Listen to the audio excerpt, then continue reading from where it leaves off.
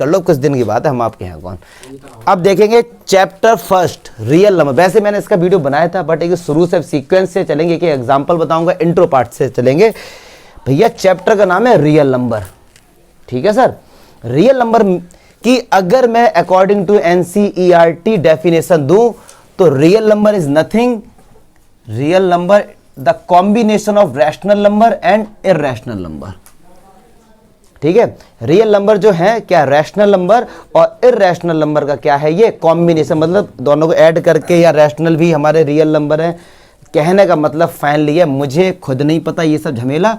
Simple सी एक बात समझो कि रियल नंबर वो होते हैं, दुनिया में जितने भी नंबर हैं सारे रियल नंबर हैं, केवल और केवल इमेजिनरी नंबर को छोड़ दो बस। अब आप कहेंगे ये क्या होता है, इमेजिनरी नंबर होते हैं जिनको हम केवल इमेजिन कर सकते हैं। रूट के अंदर -1 का कोई आंसर नहीं आएगा, क्यूब रूट के अंदर -5 का कोई आंसर नहीं आएगा, कभी आज तक कोई इनका आंसर बता ही नहीं पाया। तो केवल इनको इमेजिन कर सकते हैं। कॉम्प्लेक्स नंबर पढ़ेंगे क्लास 11 चैप्टर 5 में, तब इनके बारे में थोड़ी बहुत स्टडी हम लोग करेंगे, ठीक है। तो मतलब सारे नंबर क्या हमारे रियल नंबर के, इस टाइप के छोड़ दो बस, चमका, क्लियर है। लेकिन अब एक चीज और आपको आनी चाहिए इसमें, खैर आगे भी हम लोग पढ़ेंगे, क्या कि रैशनल नंबर जो होते हैं इनकी वैसे तो छोटी क्लासेस में डेफिनेशन पढ़ते आए भैया, कि we can written in the form of P upon Q where Q is not zero, यही पढ़ा हमने। लेकिन ऐसा भी नहीं है, आगे भी है इसके, क्या कि वो तो होना ही चाहिए, क्योंकि अगर यही होता, अगर नीचे वाला जीरो हो गया तो नॉट डिफाइन है इसका आंसर।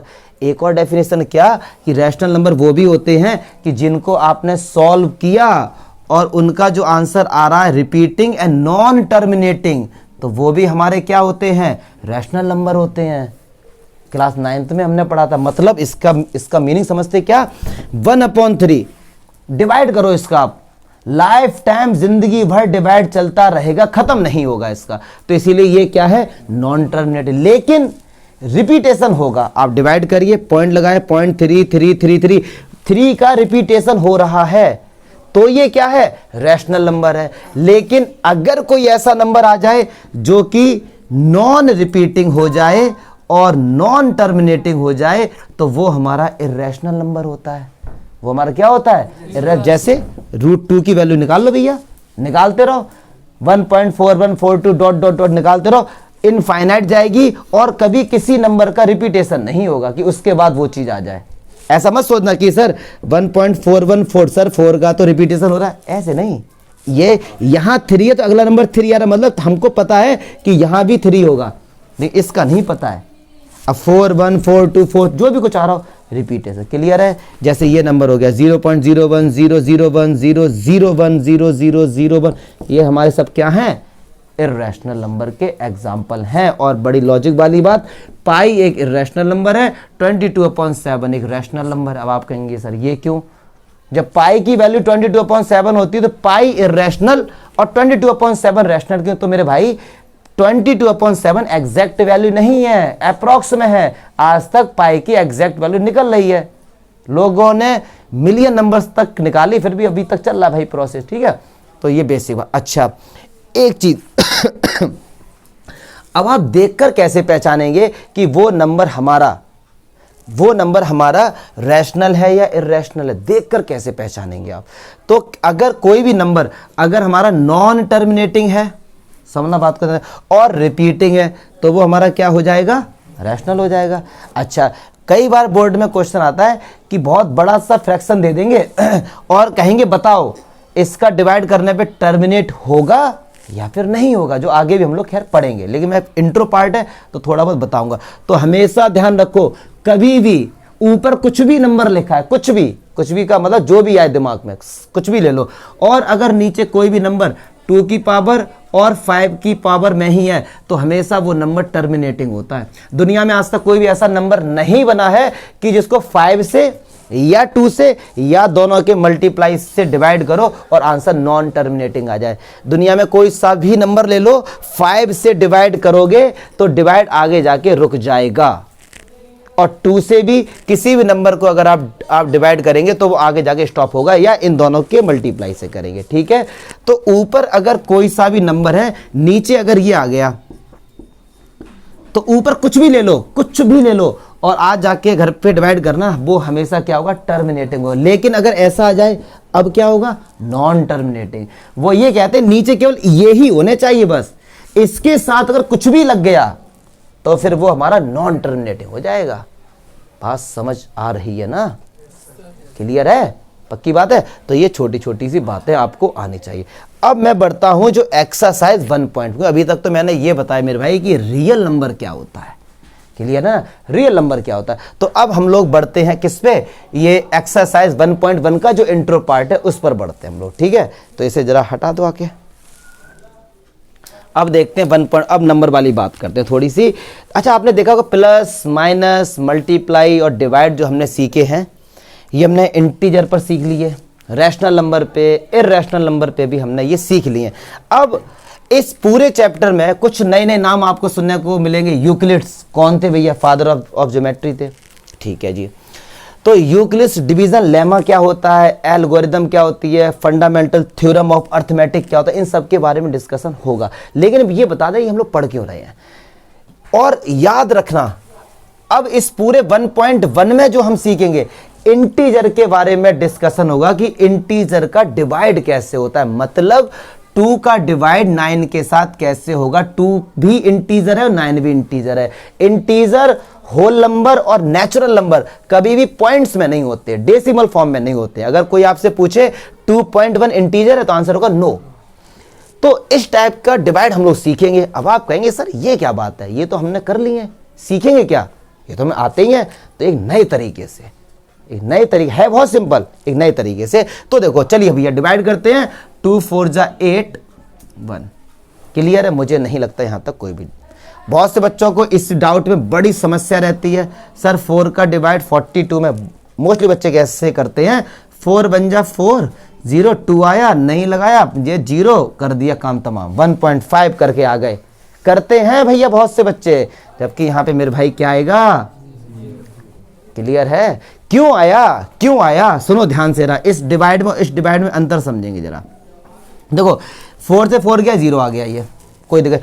जैसे ही हमने कोई भी नंबर लिया, क्या इसका डिवाइड इसमें जा रहा है, हमने ले लिया 10th नंबर, और अगर हम 1 के बाद पॉइंट लगा के आएंगे, ये तो रहा 1, तो जब 10th नंबर लिया तो इसको 10th भी तो बनाएंगे। पॉइंट कब आता है, देखो पॉइंट कब आता है, पॉइंट कब आता है, सुनो सुनो, पॉइंट कब आता है, 2 बन जा 2, क्या पढ़ा रहा हूं मैं, पॉइंट। चलो देखते हैं, 3 हमने लिखा, डिवाइड जाएगा, डिवाइड जाएगा, 2 बन जा 2।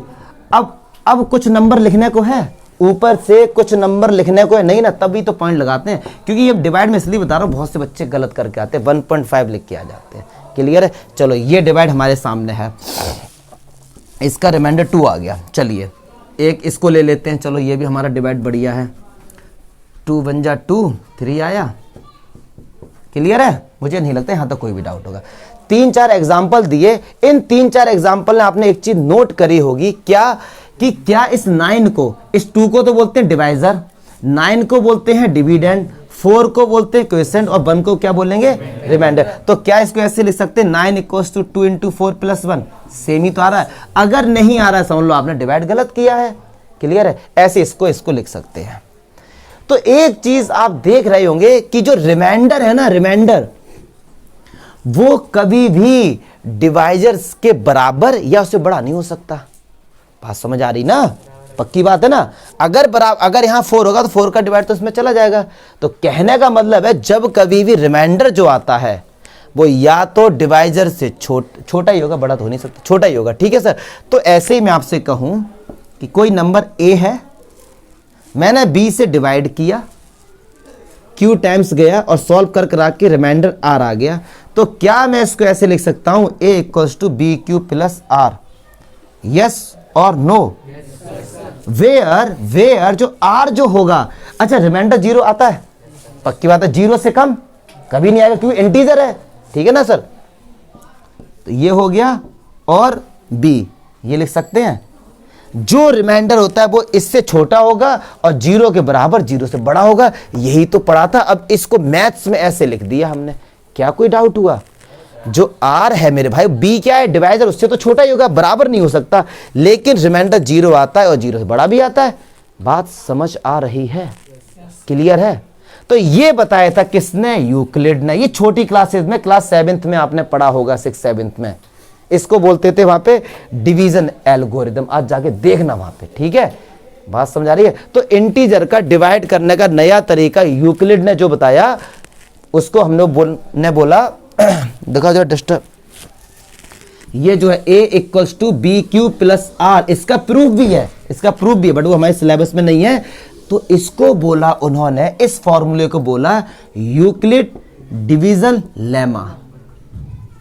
Euclid division lemma. यहीं पे स्टॉप होते हैं और जरा लेमा के बारे में पहले थोड़ा सा डिस्कशन कर लेते हैं। लेमा यार हमारा ग्रीक का वर्ड है भैया, बात समझ आ रही है? ग्रीक का वर्ड है। इस हाँ ज्यादा कम हो गई, OMG बैटरी खत्म होने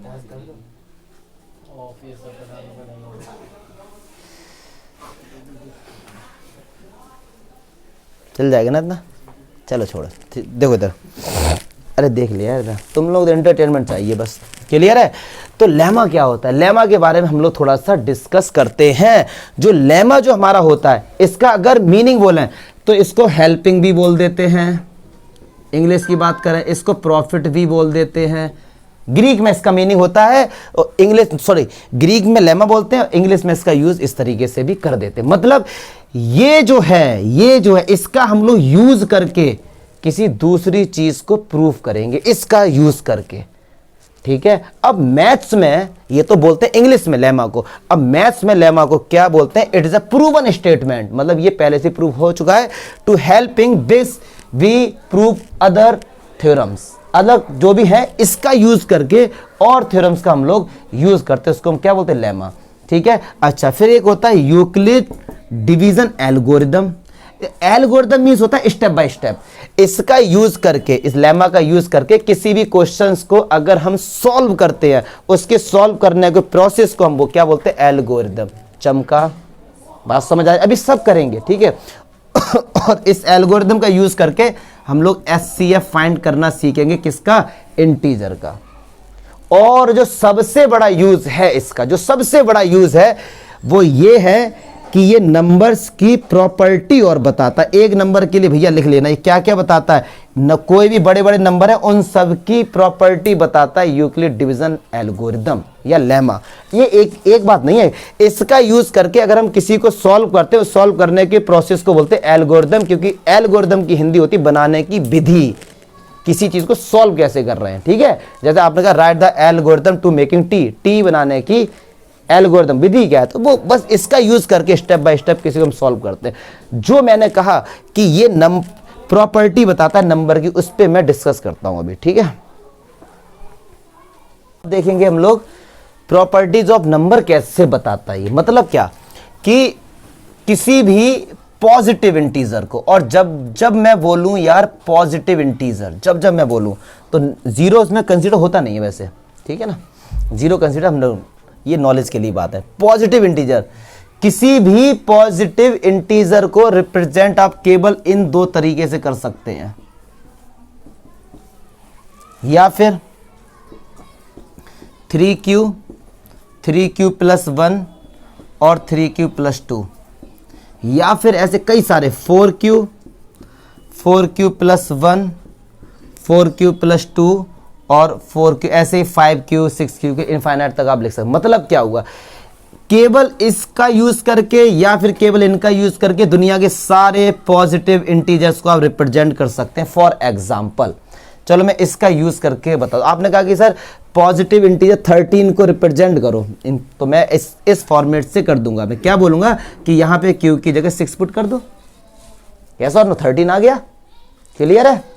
तो केवल इन्हीं दो नंबर से ये नंबर की प्रॉपर्टीज बता रहे। और ये सब किस फॉर्मेट में? अगर थोड़ा सा दिमाग लगाएंगे, इसी फॉर्मेट में ही तो है, BQ प्लस R, इसी फॉर्मेट में ही है ना, ये लेमा वाली फॉर्म में, क्लियर है?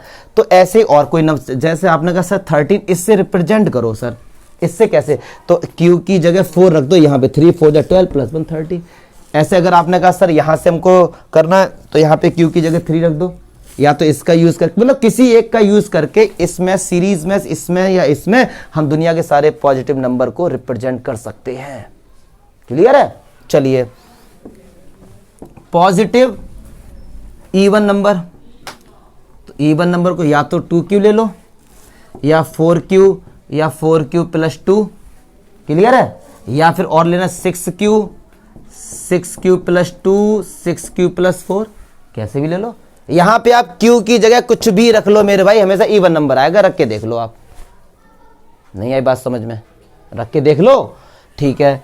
फिर पॉजिटिव ऑड नंबर, इसको रिप्रेजेंट या तो केवल 2q प्लस 1 ऐसा है कि कोई सा भी ऑड नंबर रिप्रेजेंट हो जाएगा, या फिर 4q प्लस 1, 4q प्लस 3, कई सारे बन जाएंगे, इनसे भी सारे दुनिया के पॉजिटिव ऑड इंटीजर रिप्रेजेंट हो सकते हैं। क्लियर है, बात समझ आ रही है ना।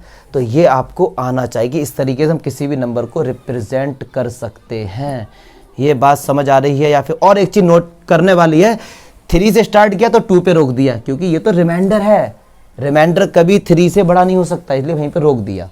क्लियर है। अगर इसको मैं चलो इसी को उठा लेता हूँ यहाँ से, 3q प्लस 1 और a, इसे कंपेयर करो, a equals to B Q plus r, तो b कितना हो गया 3, r कितना हो गया 1, तो रिमाइंडर हमेशा इससे छोटा ही तो होगा, इसीलिए 2 पे लाके स्टॉप कर दिया है। वरना सोचो सर 3q प्लस 3 हो ही नहीं सकता, यही तो बताया लेमा ने हमको।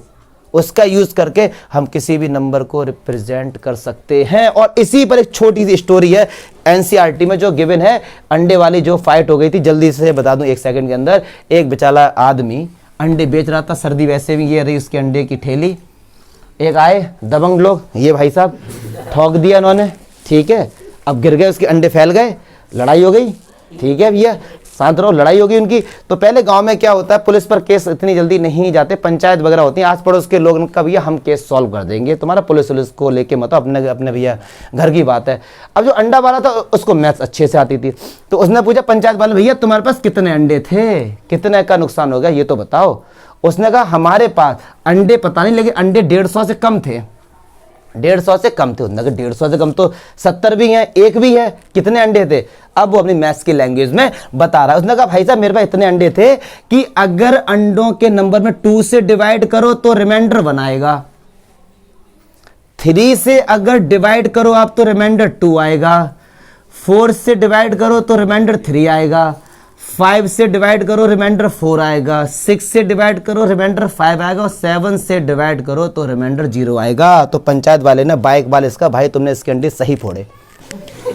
उनसे ये पूछ रहे कितने अंडे थे, उन्होंने पूरी मैथ पढ़ा दी उन्हें। उन्होंने कहा तुमने काम सही किया एकदम, हम तुम्हें अप्रिशिएट करते, तुमने बड़ी अंडे फोड़ दिए इसके, अंडा वाला वैसे सटिया हुआ लग रहा है। लेकिन अब उसने इस तरीके से कहा, तो बताओ उसके पास कितने अंडे थे।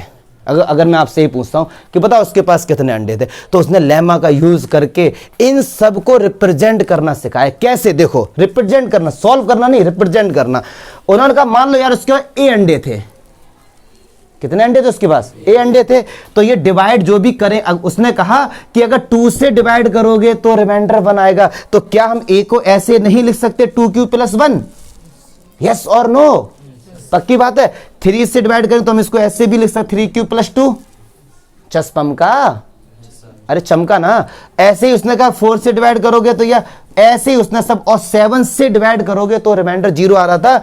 तो एक गलती मैं कर रहा हूं, q हर केस में q थोड़ी ना इक्वल होगा, पता नहीं 2 में डिवाइड कितने जाए, तो कुछ भी ले लो, w ले लो, s ले लो, बबलू ले लो, कुछ भी ले लो, यहाँ पे हमने st ले लिया प्लस 0, क्योंकि 7 से डिवाइड करने पर रिमाइंडर 0 आ रहा है। तो आप देख रहे होंगे ये लेमा का यूज करके तो रिप्रेजेंट किया है। और फिर एक होता है मैथ्स में हिट एंड ट्रायल मेथड, उससे उन्होंने देखा, ये पक्की बात है कि जितने भी अंडे थे वो 7 का मल्टीपल थे, क्योंकि तभी तो 7 से डिवाइड हो रहा है, यस और नो। तो 150 से कम 7 से डिविजिबल होने वाला नंबर 147 है, लेकिन ये कंडीशन सेटिस्फाई नहीं होंगी फिर आपकी। ऐसे आपने हिट एंड ट्रायल मेथड किया और आगे जाके पता लगा 119 अंडे थे उसके पास, तो ये सारी कंडीशन सेटिस्फाई हो जाएंगी। ये बात समझ आ रही है। तो इस क्वेश्चन ने हमको बताया कि कैसे रिप्रेजेंट करते हैं, इस तरीके से रिप्रेजेंट करना सिखाया केवल, ठीक है। हिट एंड ट्रायल मेथड से सॉल्व किया कि मतलब हम लोग तुक्के मारते गए, पता लगा कि भैया ये इसका होगा। तो ये भी एक छोटी सी स्टोरी गिवन है एनसीईआरटी में, क्लियर है। तो ये सब आपको तरीका बता रहे हैं रिप्रेजेंट करने का। बात समझ आ रही है आपको, रिप्रेजेंट करने का, इनका सबका यूज करके। अब मैं जाता हूं सीधे एग्जाम्पल उठाता हूं, ठीक है। अब एग्जाम्पल फर्स्ट देखते हैं। ये कह रहे हैं यूजिंग यूक्लिड्स एल्गोरिदम। एल्गोरिदम मतलब था step by step. Find the HCF. किसका भैया? यार पहला ही एग्जाम्पल काफी लेंथ, मैं सॉल्यूशन देख देख के लिखता जाऊंगा, आपका जो कंसेप्ट उसे समझो। जब कभी भी, अब हमको पता है यूक्लिड डिवीजन एल्गोरिदम, पक्की बात है डिवीजन होगा, और डिवीजन तभी होगा छोटे से बड़े में, पक्की बात है। तो देखो बोर्ड में करके कैसे आएंगे, सबसे बड़ी प्रॉब्लम ये आती है बच्चों का माइंड सेट है इसमें कि भैया थ्योरी वाला चैप्टर, ऐसा नहीं है, तरीके समझेंगे। तो यहाँ पे तो कैसे लिख के आएंगे, ऐसे लिख के आएंगे हम यहाँ पे सॉल्यूशन 1 2 5 7 6। आपको दिखाना पड़ेगा ये बड़ा है, क्योंकि अगर दोनों बराबर है तो उसका एचसीएफ तो वही हो जाएगा, बात समझो ना। तो आपको दिखाना पड़ेगा। फिर आप यहां पे लिखेंगे यूजिंग यूक्लिड डिवीजन। बताओ लेमा आएगा कि एल्गोरिदम आएगा? क्या आएगा? क्या आएगा? वेरी गुड, लेमा आएगा। एल्गोरिदम क्या होता है? लेमा का यूज करते हैं ना डिवाइड में। एल्गोरिदम मींस होता है स्टेप बाय स्टेप। इस पूरे जो आंसर आएगा उस पूरे को बोलेंगे ये एल्गोरिदम है। ये समझो ना अंतर। आपने चाय में चीनी डाली तो चीनी क्या विधि हो गई? नहीं, जब वो पूरी बन के तैयार होगी तब बोलेंगे ना वो। तो एल्गोरिदम, हाँ चीनी लेमा है, ठीक है। तो यूजिंग यूक्लिड्स डिवीजन लेमा, वो क्या होता था? A = BQ + R। तो चलिए भैया, मैंने क्या किया 1 2 5 7 6 में 4052 से डिवाइड किया। तो मैं छाप के लिखूंगा क्योंकि डिवाइड तो आपको आता होगा। ये आ गया, क्लियर है, पक्की बात है। और एचसीएफ तब तक निकालते हैं जब तक रिमाइंडर 0 ना हो जाए। तो रिमाइंडर क्या भी 0 है? यहां पे बताओ नहीं 0 है। अगेन तो हम दोबारा से अगेन किसका यूज करेंगे? Euclid's division lemma. हर देखो स्टेप बाय स्टेप यूज कर रहे हैं, ठीक है ना, हर स्टेप में इसका यूज करके यूक्लिड डिवीजन लेमा। तो अब सुनो, अब इधर क्या बचा हमारा? इसका डिवाइड किया था ना, अब ये हो जाएगा 4052 में किससे डिवाइड करेंगे? 420 से। तो 420 का डिवाइड करके 420 × 9 + 272। अभी भी 272 हमारा 0 नहीं है। फिर दोबारा यही लाइन लिखेंगे यहाँ पे। फिर 420 में किसका डिवाइड करेंगे? 272 का।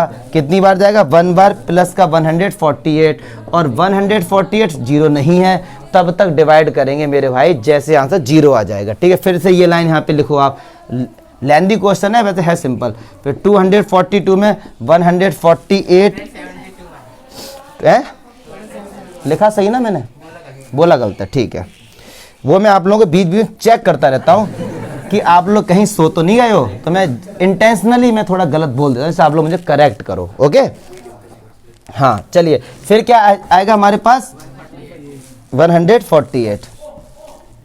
चलिए, तो 148 में किसका डिवाइड करेंगे? 24 का। कितनी बार जाएगा? 5 + 4, ठीक है। अब 4 का डिवाइड किस में करेंगे? 24 में। बता यार क्या हुआ? ठीक है ना, सब छाप रहा हूं यार मैं तो, कोई मेरी तो गलती है भी नहीं इसमें, ठीक है। कहाँ पे?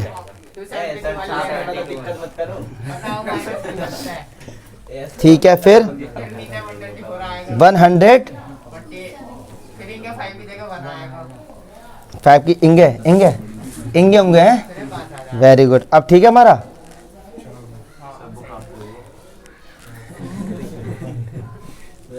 ठीक है जी। तो ऐसे ही 24 को क्या लिखेंगे? 4 × 6 + 0। अच्छा, किसका डिवाइड करने से आंसर 0 आया है? 4 का, ना कि 6 का। डिवाइड किससे किया है? तो इसका एचसीएफ कितना हो गया? समझ आया? अगर जिन बच्चों को ये कंफ्यूजन हो रही हो कि सर समझ नहीं आ रहा इसको लें किससे क्या डिवाइड करें, तो साइड में ना, जैसा छोटी क्लासेस हम लोग करते थे इस तरीके से, मैं छोटा सा करके दिखाता हूँ। मान लो 48 और मान लो किसका? 6 का। तो ये तो पूरा ही चला जाएगा। 8 भी पूरा चला जाए, 10 ले लेते हैं। तो ऐसे करते थे, 10 4 जा 40, फिर कितना 8 आया। तो अब 8 में इसका डिवाइड इस तरीके से तो करते थे हम लोग, याद आ रहा कुछ? तो ऐसे ही इसी तरीके से भी कर सकते, सिंपल वही तरीका है, क्योंकि एनसीईआरटी में बोला गया है यूक्लिड डिवीजन एल्गोरिथम, छोटी क्लासेस में पढ़ा है, वहां पे इसका नाम था डिवीजन एल्गोरिथम। क्लियर है? नेक्स्ट एग्जांपल देखते हैं। लल्ला, अब देखो वही वाले एग्जांपल आ गए जिसका तुम्हें, ये क्वेश्चन क्या होगा कि थ्योरी वाले लगते हैं बच्चों के, यार इनमें थ्योरी है, नहीं, बड़े प्यार से समझेंगे। क्या कह रहे हैं कि दुनिया में जितने भी पॉजिटिव इवन इंटीजर हैं वो 2q की फॉर्म में रिप्रेजेंट कर सकते हैं, और दुनिया में जितने भी पॉजिटिव ऑड इंटीजर हैं उनको 2q + 1, जैसा मैंने भी बताया था। बस इसको प्रूव करना है, बस इसको प्रूव करना। तो ऐसी चीजें प्रूव करने के लिए यूक्लिड डिवीजन लेमा हमारे पास है। जैसा मैं लिखूंगा भैया बोर्ड में, आप लोग ऐसा लिख के आ जाना, क्योंकि डिफरेंट डिफरेंट बुक्स में डिफरेंट डिफरेंट लैंग्वेज है, रट्टा मारना मत, समझते चलना, ठीक है। Let a b any positive integer. Positive क्यों वर्ड यूज किया भैया? यहां पे पॉजिटिव इन्होंने बोला, हमने नहीं बोला है, इन्होंने बोला तो हम भी पॉजिटिव लेंगे। क्लियर है? अच्छा, 2q का मतलब, इतने तो पढ़े लिखे आदमी हो, 2q का मतलब पक्की बात है कि 2 डिवाइजर है, मतलब 2 से डिवाइड किया गया है, पक्की बात है। एंड तो हम b कितना ले लेंगे? 2। b कितना ले लेंगे? 2। अरे यार याद ना करो, ये b होता है, ये a होता है, ये q होता है, ये r होता है, यस और नो। तो किससे डिवाइड किया? 2 से। तो b बिना कहे 2 लेट कर लिया। अगर यहाँ 3 होता हम 3 ले लेते यार, लेट कर रहे हैं, मैथ में तो कुछ भी लेट कर सकते हैं। अगर b हमने 2 लेट कर लिया है तो हर कोई बंदा बता देगा r क्या होगा, या तो 0 होगा या फिर 1 होगा, यस और नो। क्योंकि जो रिमाइंडर जो होता है वो b से छोटा होता है, 0 से बड़ा होता है।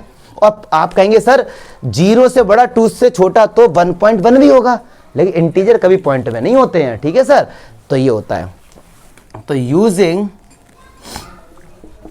यूक्लिड डिवीजन लेमा, लेमा हमारा क्या होता है भैया? a = bq + r। ये इक्वेशन 1 दे दो, तो पुट कर दो सारी वैल्यू, जो b की और r की सबकी वैल्यू। तो क्या आएगा? व्हेन r = 0, तो a बराबर क्या होगा? 2q + 0, यस और नो। और व्हेन r = 1, तो ये क्या होगा? 2q + 1।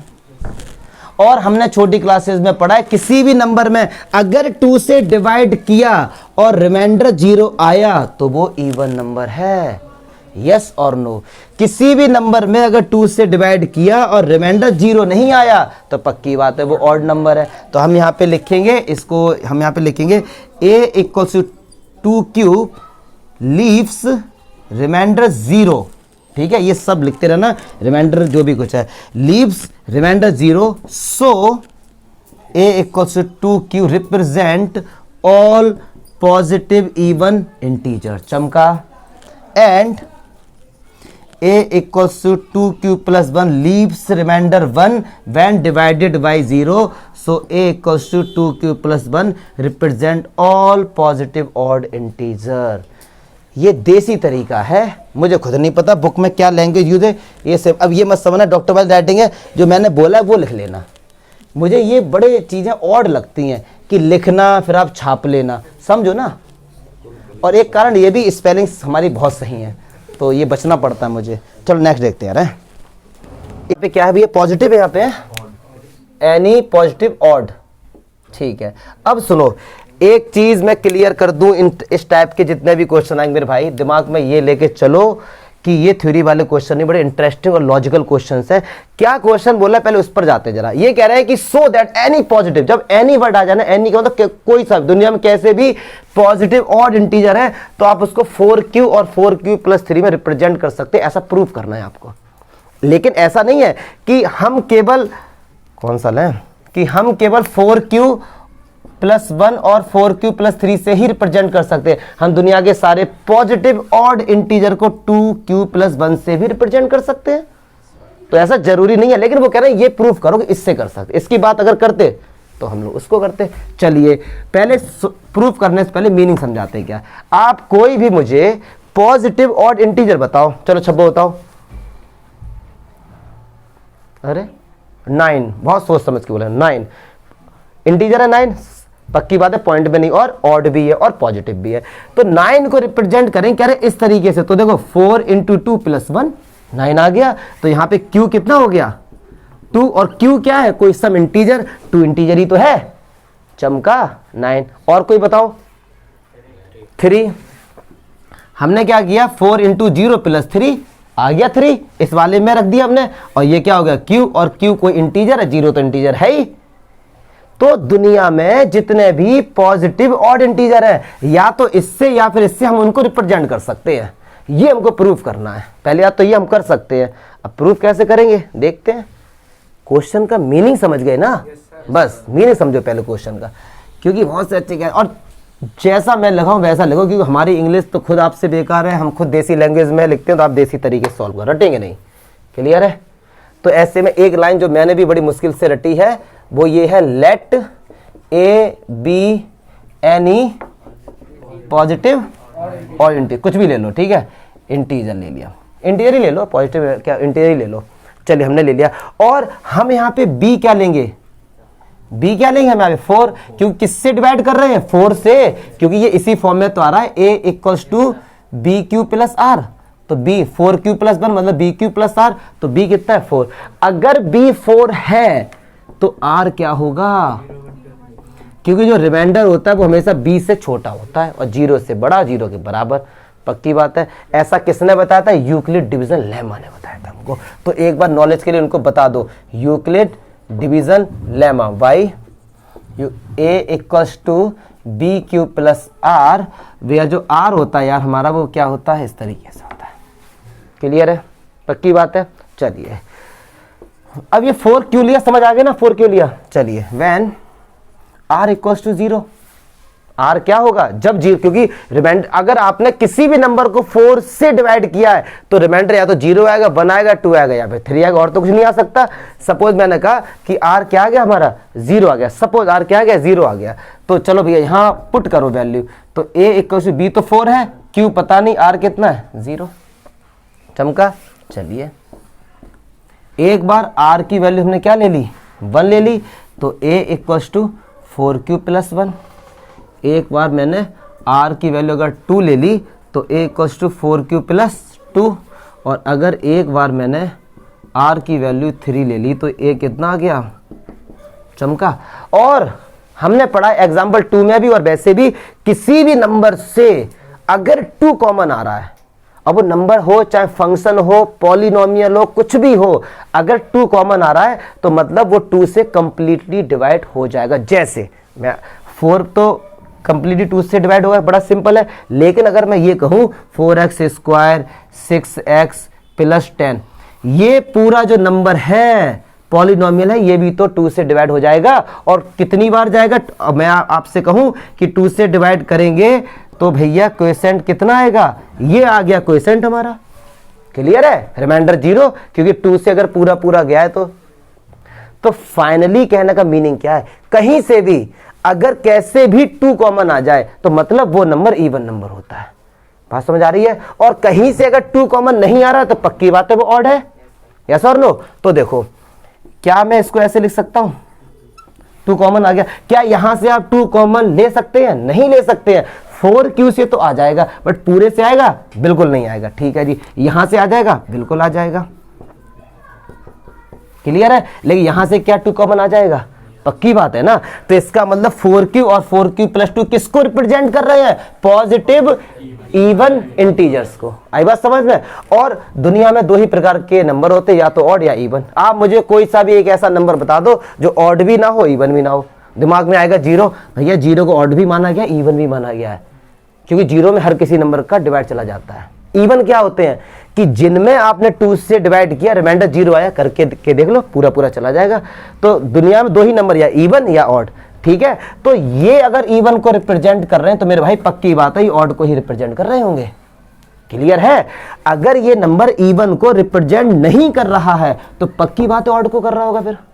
लेकिन अब इस चीज को लिखें कैसे, वो अपनी अपनी इंग्लिश जैसे भी लिखना चाहो लिख दो, बस ये है इसका कंसेप्ट। तो अब यहां हम लिखेंगे a equals to 4q and 4q plus 2, we can take 2 as common, so these are even and 4q plus 1 and 4q plus 3 are odd. क्योंकि अगर इनसे 2 कॉमन नहीं आ रहा है तो पक्की बात है वो क्या होंगे, ऑड होंगे। जिनसे 2 कॉमन आ रहा है तो क्या होंगे, इवन होंगे। ठीक है, वैसे टीचर जो चेक करेगा वो ये चीज देखेगा, उसे पता है यहाँ तो बच्चे ने लिख ही दिया होगा। बात समझ आ रही है।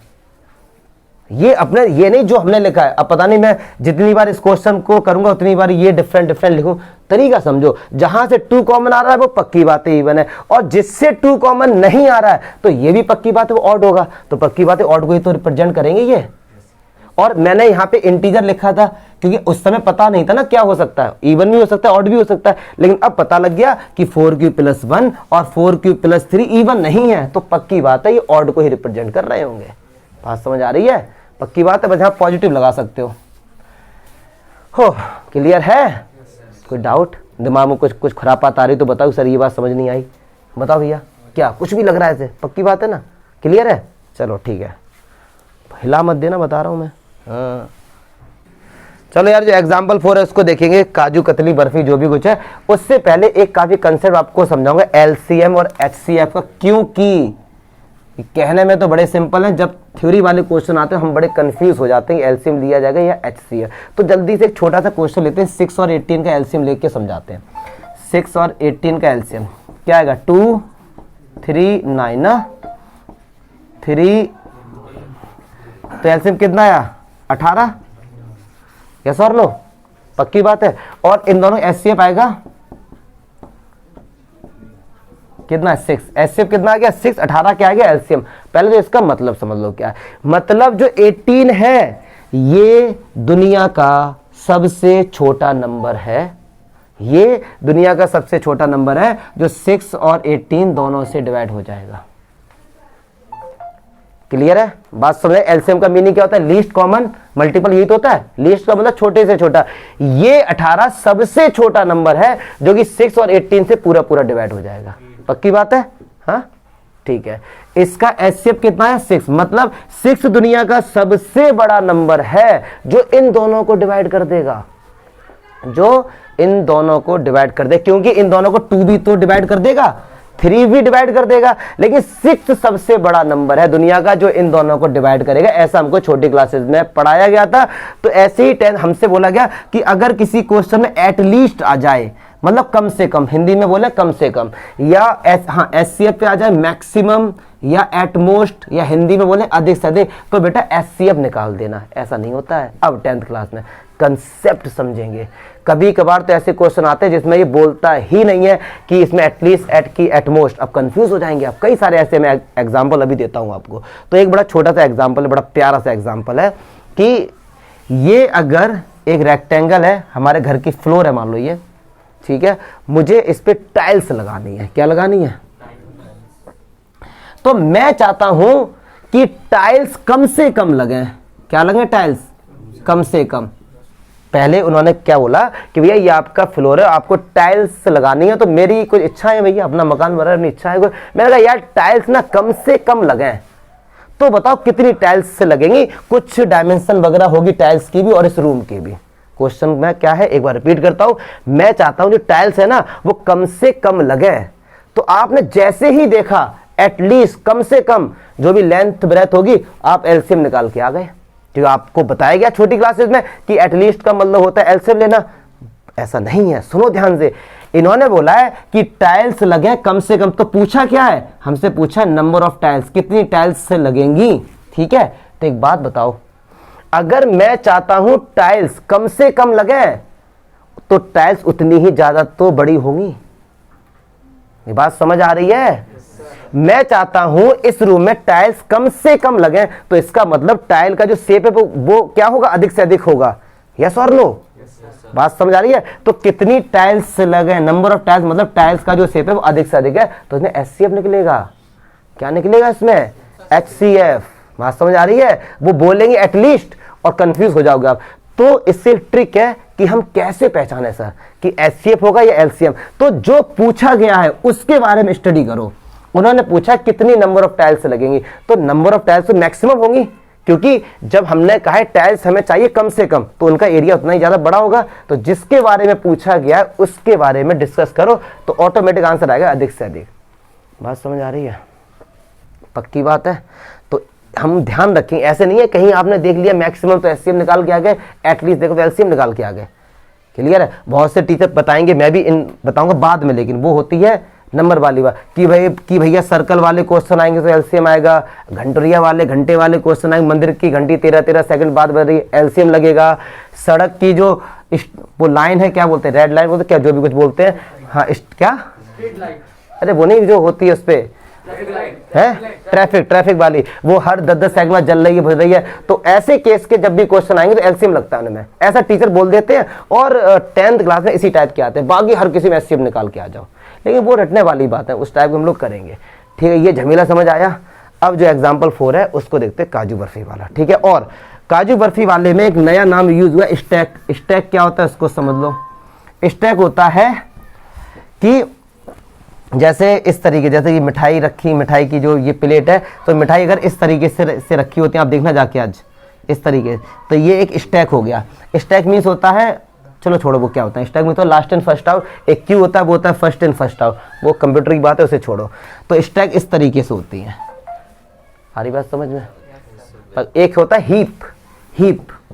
हीप क्या होता है, अगर आपने कोई चीज जैसे गेहूं लेके आए और ऊपर से डाल देगा तो जो उनका शेप बन जाता है इस तरीके से, इसको हीप बोल देते हैं। ठीक है, और ज्यादातर हीप कौन बनती है। पायल क्या होता है, एक के ऊपर एक के ऊपर एक के ऊपर एक जो चीज रखते हैं। क्लियर है, तो स्टैक का नाम यूज हुआ एग्जाम्पल 4 में। तो आपको थोड़ा सा, पायल नहीं था वो पायल था, तो आपको फील आना चाहिए कि क्या है। तो स्टैक का मतलब जैसे देखा नहीं, मिठाइयाँ ऐसे रखी रहती हैं, ऐसे एक के ऊपर फिर इस तरीके ना। थोड़ा क्लियर आ रही है, आ रहा समझ में। हाँ चलो, इस इसे हटाओ, फिर एग्जाम्पल 4 कराता हूँ मैं। अरे फिर बड़ा हंस रहा है। चलो यार एग्जाम्पल देख लो, लास्ट बकवास करते हो तुम। अ स्वीट सेलर हैज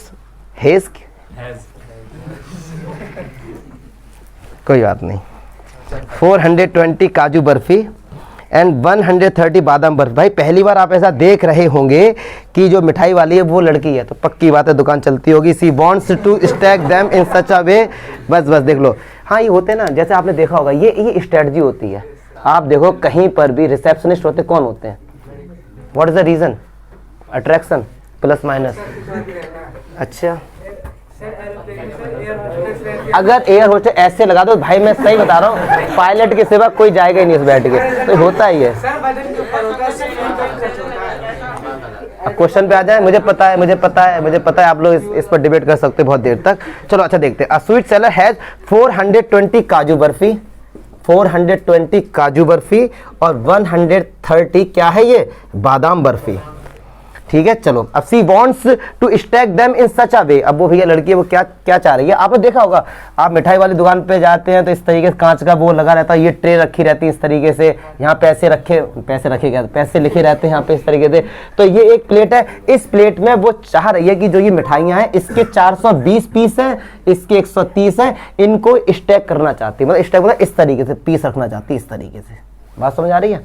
चलिए, और किस तरीके से, इन सच अ वे, इस तरीके से दैट ईच स्टैक, ये एक स्टैक हो गई, ये दूसरी स्टैक हो गई, ये तीसरी, इस तरीके से। ठीक है, लाइन समझ सकते हैं आप। चलिए, each stack has same number, each stack has same number and they take up least area of the tray. मतलब आप ना इस ऐसा तो है नहीं कि इन दोनों को हौच पौच कर दोगे, मिठाइयों को मिला के रखोगे, इसकी अलग स्टैक बनाओगे ट्रे पर।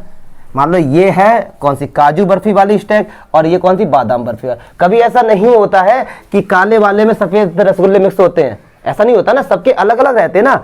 तो ये काजू बर्फी की है और ये, तो वो ये बोल रही है कि जो इसकी जितनी लाइन बनी, स्टैक छोड़ो देसी तरीके से, इसकी जितनी लाइन बननी है उतनी ही इसकी लाइन होनी चाहिए। सेम नंबर ऑफ स्टैक मतलब सेम नंबर ऑफ लाइन। अगर आपने 10 लाइन इसकी बनाई है तो 10 इसकी भी होनी चाहिए, 20 इसकी है तो 20 इसकी भी होनी चाहिए। बात समझ रहे हैं मेरे भाई, क्लियर है। ऐसा अब आप ये सोचेंगे कि सर ये तो 420 है, इसमें लाइन ज्यादा बनेगी, ये तो 130 है। देखते हैं, अभी आगे देखते हैं। और क्या कहना चाह रहे हैं कि जो एरिया है ना वो कम से कम एरिया ले, वो क्या ले, कम से कम एरिया ले। तो अभी एलसीएम नहीं, अब जो पूछा उस पे जाएंगे। What is the number of that can be place in each stack for this, मतलब एक स्टैक में कितने कितने हम लोग रखेंगे कि जिससे कम से कम एरिया हो। तो यार एक बात सुनो, ध्यान से एक बात सुनना, एरिया कम से कम है तो हम चाहेंगे एक स्टैक में अधिक से अधिक रखने का। बात समझो, हमारे पास ये छोटा सा रूम है और बच्चे ज्यादा बैठाना है हम चाहते, तो हम चाहते बच्चे और ज्यादा पास पास बैठ जाएं। यस और नो, बात समझ आ रही नहीं आ रही, क्लियर है? यस और नो, वो चाह रहे हैं ट्रे उनके पास ज़्यादा मान लो नहीं है, छोटी ट्रे है, वो कह रहे हैं ये सारी मिठाइयाँ स्टैक में आ जाए लेकिन कम से कम एरिया हो। तो एरिया कम से कम तभी होगा जब एक स्टैक में अधिक से अधिक मिठाइयाँ रख देंगे हम लोग। यस और नो, अधिक से अधिक मतलब HCF। तो 420 का और 130 का HCF निकाल दो। और एक बात सुन लो ध्यान से, कोशिश करना अगर टाइम हो, इस चैप्टर का अगर कभी भी LCM निकालो तो यूक्लिड डिवीजन लेमा से ही निकालते हैं। तो उनको ये रहेगा कि अगर छोटे, अगर ज़्यादा बड़े हैं तो नॉर्मल निकाल देना। तो निकाल लेंगे इसका HCF। तो सीधे मैं देख के आंसर लिखता हूँ क्योंकि मुझे बताना है आपको इसका मीनिंग। 10 आ गया आंसर, HCF क्या आ गया 10। अब सुनो इसका मीनिंग क्या हुआ, 10 सब अधिक से अधिक नंबर है, बड़े से बड़ा नंबर है जो इन दोनों को डिवाइड कर देगा। पहली बात तो ये समझो, क्लियर है? अब समझो कि हर स्टैक में 10-10 बर्फी रख दी जाएंगी, इसकी भी 10 ये 10 ये 10 ये, तो इसकी कितनी स्टैक बनेंगी? इसकी बनेंगी 42 और इसकी कितनी बनेंगी? 13। इमेजिनेशन कर पा रहे हो? इमेजिन क्यों सर यहाँ पे HCF निकाला? क्योंकि एटलीस्ट बोला था, वो कह रहे एरिया कम से कम हो। तो यार जो स्टैक बनेंगे उनमें जो मिठाइयां रखें अधिक से अधिक हो, तो अधिक से अधिक 10 ही है। ये सबसे बड़ा नंबर है जो इन दोनों को डिवाइड कर देगा। आप बता ही नहीं सकते कि 10 से बड़ा कोई सा भी ऐसा नंबर नहीं है जो इन दोनों को डिवाइड कर देगा। क्योंकि कंडीशन क्या थी कि अगर इसकी जितनी स्टैक बने उतनी ही इसकी बननी चाहिए। बात समझ आ रही है? मिठाइयों के जो सेम नंबर, अगर इसकी जो स्टैक है ये, अगर इसमें आपने 10 मिठाइयां रखी हैं तो इसमें भी 10 ही होनी चाहिए। ठीक है, क्लियर है? मिठाइयां सेम, क्योंकि सेम नंबर बोला गया है। नहीं आ रहा समझ में? पक्की बात है? इतना झमेला सब नहीं है, सीधे HCF निकाल दें, बात खत्म। ठीक है, पक्की बात है? हाँ, तो ये थोड़ा सा है। अब एग्जाम्पल खत्म हो गया अपने भैया, अब एक्सरसाइज देखेंगे अपने। अब गंगा नहाएंगे चल के।